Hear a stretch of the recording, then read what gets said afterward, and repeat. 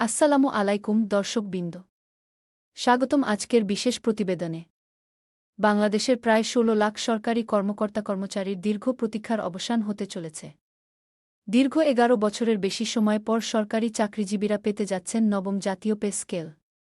আজকের এই প্রতিবেদনে আমরা তুলে ধরব নবম পে স্কেলের সর্বশেষ সব আপডেট, প্রস্তাবিত বেতন কাঠামোর বিস্তারিত, কার্যকরের সম্ভাব্য সময় এবং এই পে স্কেলকে ঘিরে যত আকর্ষণীয় তথ্য। তাহলে শুরু করা যাক। ২০২৪ সালের ৫ আগস্ট পট পরিবর্তনের পর অন্তর্বর্তী সরকার ক্ষমতায় আসার পর থেকেই নবম পে স্কেল বাস্তবায়নের উদ্যোগ নেওয়া শুরু হয়। ২০২৫ সালে অন্তর্বর্তী সরকারের অধীনে সাবেক অর্থ সচিব জাকির আহমেদ খানকে সভাপতি করে ২৩ সদস্য বিশিষ্ট একটি জাতীয় বেতন কমিশন গঠন করা হয়। একই সাথে গঠন করা হয় জুডিশিয়াল সার্ভিস পে কমিশন এবং সশস্ত্র বাহিনী বেতন কমিশন। এই তিনটি কমিশন প্রায় ১ বছরের বেশি সময় ধরে সরকারি কর্মচারী সংগঠনগুলোর সাথে মতবিনিময়, তথ্যপাত্র সংগ্রহ, দেশে-বিদেশে গবেষণা করে তাদের চূড়ান্ত প্রতিবেদন তৈরি করেছে। ইতিমধ্যে এই কমিশনগুলো তাদের চূড়ান্ত প্রতিবেদন সরাসরি প্রধান উপদেষ্টার কাছে জমা দিয়েছে। এখন সবচেয়ে বড় প্রশ্ন হল, কমিশন কি সুপারিশ করেছে? সর্বশেষ প্রাপ্ত তথ্য অনুযায়ী, জাতীয় বেতন কমিশন সকল গ্রেডে গড়ে ৩৫ থেকে ৫০% পর্যন্ত মূল বেতন বৃদ্ধির সুপারিশ করেছে। তবে গ্রেডভেদে এই বৃদ্ধির হার ভিন্ন ভিন্ন হবে। কমিশনের সুপারিশে নিম্নতম গ্রেডের কর্মচারীদের ক্ষেত্রে বেশি সুবিধা দেওয়ার কথা বলা হয়েছে, যাতে বেতন বৈষম্য কমানো সম্ভব হয়। সবচেয়ে আলোচিত বিষয় হল প্রস্তাবিত বেতন তালিকা। দর্শকবৃন্দ, এখন আমরা গ্রেড অনুযায়ী প্রস্তাবিত বেতন কাঠামো তুলে ধরছি। মনে রাখবেন, এটি এখনও চূড়ান্ত নয়, এটি কমিশনের সুপারিশ মাত্র। প্রথম গ্রেড, অর্থাৎ সর্বোচ্চ পদের কর্মকর্তাদের জন্য মূল বেতন নির্ধারণ করা হয়েছে ১,৬০,০০০ টাকা। দ্বিতীয় গ্রেডে ১,৩২,০০০ থেকে ১,৫৩,০০০ টাকা। তৃতীয় গ্রেডে ১,১৩,০০০ থেকে ১,৪৮,৮০০ টাকা। চতুর্থ গ্রেডে ১,০০,০০০ থেকে ১,৪২,৪০০ টাকা। পঞ্চম গ্রেডে ৮৬,০০০ থেকে ১,৩৯,৭০০ টাকা। ষষ্ঠ গ্রেডে ৭১,০০০ থেকে ১,৩৪,০০০ টাকা। সপ্তম গ্রেডে ৫৮,০০০ থেকে ১,২৬,৮০০ টাকা। অষ্টম গ্রেডে ৪৭,২০০ থেকে ১,১৩,৭০০ টাকা। নবম গ্রেডে ৪৫,১০০ থেকে ১,০৮,৮০০ টাকা।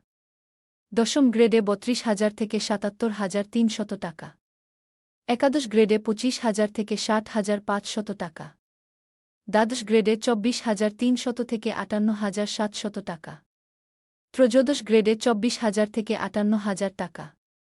চতুর্দশ গ্রেডে ২৩,৫০০ থেকে ৫৬,৮০০ টাকা। পঞ্চদশ গ্রেডে ২২,৮০০ থেকে ৫৫,২০০ টাকা। ষোড়শ গ্রেডে ২১,৯০০ থেকে ৫২,৯০০ টাকা। সপ্তদশ গ্রেডে ২১,৪০০ থেকে ৫১,৯০০ টাকা। অষ্টাদশ গ্রেডে ২১,০০০ থেকে ৫০,৯০০ টাকা। ঊনবিংশ গ্রেডে ২০,৫০০ থেকে ৪৯,৬০০ টাকা। এবং সর্বনিম্ন অর্থাৎ বিংশতম গ্রেডে ২০,০০০ টাকা মূল বেতন নির্ধারণের সুপারিশ করা হয়েছে। এবারে একটু থামি এখানে। এই তালিকাটি দেখলে একটু চমকে যেতে হয়। বর্তমানে যে কর্মচারী বিংশতম গ্রেডে মাত্র ৮,২৫০ টাকা মূল বেতন পাচ্ছেন, তার বেতন বেড়ে হবে প্রস্তাবিত ২০,০০০ টাকা। অর্থাৎ সর্বনিম্ন গ্রেডে বেতন বৃদ্ধি পাবে প্রায় দ্বিগুণেরও বেশি। এটি নিঃসন্দেহে সরকারি চাকরিজীবীদের জন্য একটি বিশাল স্বস্তির বিষয়। এখন আসা যাক সবচেয়ে গুরুত্বপূর্ণ আলোচনায়। নবম পে স্কেল কখন কার্যকর হবে? গত ২১ এপ্রিল ২০২৬ সরকার জাতীয় বেতন commission, judicial service pay commission এবং সশস্ত্র বাহিনী বেতন কমিশনের সুপারিশ পর্যালোচনার জন্য একটি কমিটি পুনর্গঠন করে।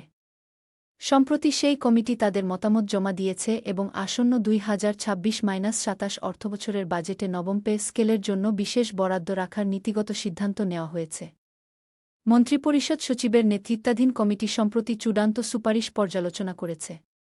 বিভিন্ন সূত্র এবং সরকারি ইঙ্গিত অনুযায়ী, আগামী জুন মাসে বাজেটে এটি আনুষ্ঠানিকভাবে পাস হওয়ার পর ২০২৬ সালের ১ জুলাই থেকে, অর্থাৎ নতুন অর্থবছরের শুরু থেকেই পূর্ণাঙ্গভাবে নবম পে স্কেল কার্যকর হওয়ার জোরালো সম্ভাবনা রয়েছে। তবে দর্শকবৃন্দ, বাস্তবায়নের বিষয়ে একটি উল্লেখযোগ্য তথ্য হল, কমিটির সুপারিশে আর্থিক চাপ সামলাতে নবম পে স্কেল ধাপে ধাপে বাস্তবায়নের কথা বলা হয়েছে।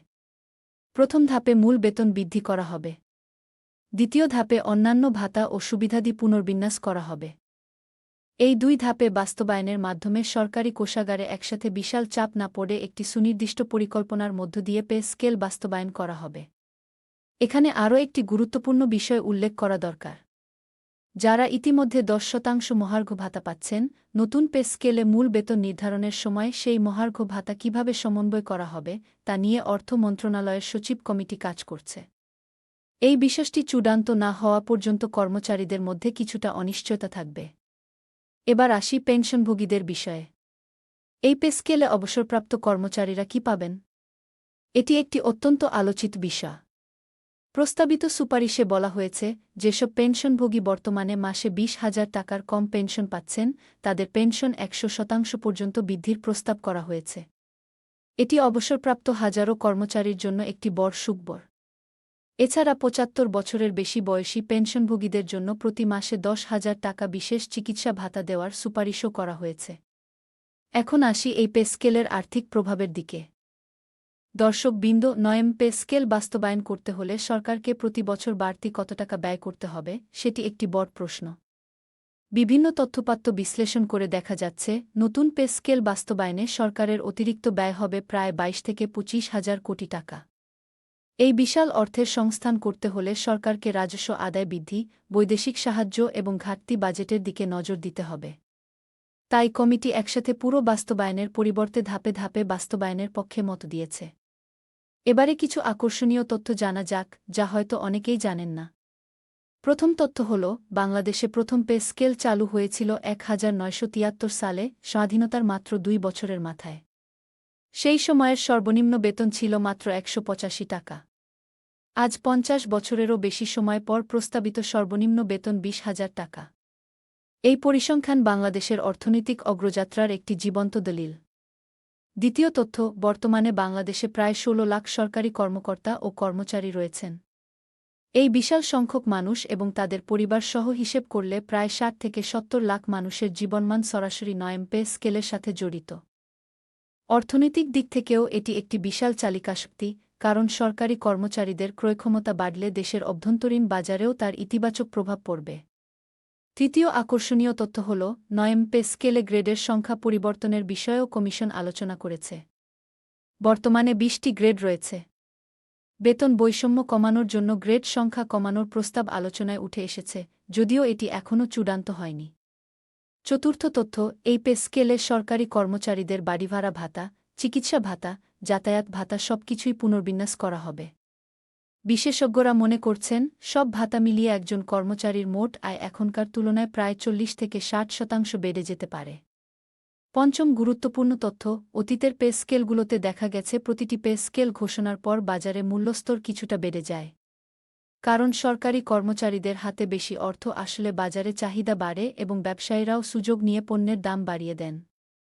তাই নতুন পে স্কেলের পাশাপাশি বাজার নিয়ন্ত্রণের বিষয়টিও সরকারকে বিশেষ মনোযোগ দিতে হবে। দর্শকবৃন্দ, এবারে আসি সরকারি কর্মচারীদের দাবি দেওয়ার বিষয়ে। দেশের বিভিন্ন সরকারি কর্মচারী সংগঠন দীর্ঘদিন ধরে নয়েম পে স্কেলের দাবিতে আন্দোলন করে আসছে।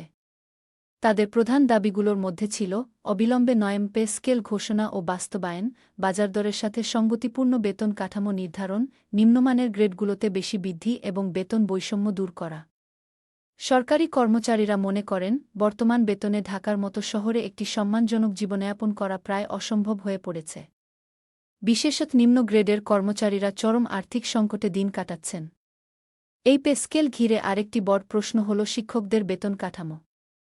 দেশের সরকারি শিক্ষকরা, বিশেষত প্রাথমিক ও মাধ্যমিক পর্যায়ের শিক্ষকরা দীর্ঘদিন ধরে বেতন বৈষম্যের শিকার। নয়েম পে স্কেলে শিক্ষকদের জন্য আলাদা ও উন্নত বেতন কাঠামোর দাবি জোরালো রয়েছে। বিশেষজ্ঞরা মনে করেন, শিক্ষাখাতে বিনিয়োগ বাড়াতে হলে শিক্ষকদের মর্যাদা ও বেতন দুটোই নিশ্চিত করতে হবে। এবারে আসা যাক আরেকটি জরুরি প্রশ্নে। নয়েম পে স্কেলের গেজেট প্রকাশ কবে হবে? সরকারি সূত্রমতে, আসন্ন 2026-27 অর্থবছরের বাজেট উপস্থাপনের সময় নয়েম পে স্কেলের বিষয়টি আনুষ্ঠানিকভাবে ঘোষণা করা হতে পারে। বাজেট সাধারণত জুন মাসে পেশ করা হয়। এরপর সরকারি গেজেট প্রকাশিত হলে 1 জুলাই 2026 থেকে নতুন বেতন কাঠামো কার্যকর হওয়ার প্রবল সম্ভাবনা রয়েছে। তবে সরকারি প্রক্রিয়ায় সময় লাগলে এটি কিছুটা পেছাতেও পারে। যাই হোক, বিশেষজ্ঞরা একমত যে 2026 সালের মধ্যেই নয়ম পে স্কেলের গেজেট প্রকাশ পাবে। দর্শকবৃন্দ, এই পে স্কেলকে কেন্দ্র করে একটি ঐতিহাসিক প্রেক্ষাপট রয়েছে যা জেনে রাখা দরকার। 1973 সালে প্রথম পে স্কেলের পর থেকে বাংলাদেশে পে স্কেলগুলো এসেছে 1977, 1985, 1991, 1997, 2005, 2009 এবং সর্বশেষ 2015 সালে। লক্ষ্য করলে দেখা যাবে প্রতিটি পে স্কেল ঘোষণার পেছনে একটি রাজনৈতিক বা সামাজিক পট পরিবর্তনের পটভূমি ছিল। 2026 সালেও দেশের রাজনৈতিক পট পরিবর্তনের পর নতুন সরকার নয়ম পে স্কেল নিয়ে উদ্যোগী হয়েছে। বিশেষজ্ঞরা বলছেন, নয়ম পে স্কেল কেবল সরকারি কর্মচারীদের ব্যক্তিগত আয় বৃদ্ধির বিষয় নয়। এটি দেশের সামগ্রিক অর্থনীতির উপরও একটি বড় প্রভাব ফেলবে। দেশের মোট সরকারি কর্মচারীর বেতনভাতা বাবদ যে অর্থ ব্যয় হয় তা দেশের অভ্যন্তরীণ চাহিদা তৈরিতে গুরুত্বপূর্ণ ভূমিকা রাখে। আজকের এই প্রতিবেদনে আপনার সাথে থাকার জন্য অসংখ্য ধন্যবাদ। ভিডিওটি ভালো লেগে থাকলে লাইক দিন, শেয়ার করুন এবং আমাদের চ্যানেলটি সাবস্ক্রাইব করুন। পরবর্তী প্রতিবেদনে আবার দেখা হবে। আল্লাহ হাফেজ।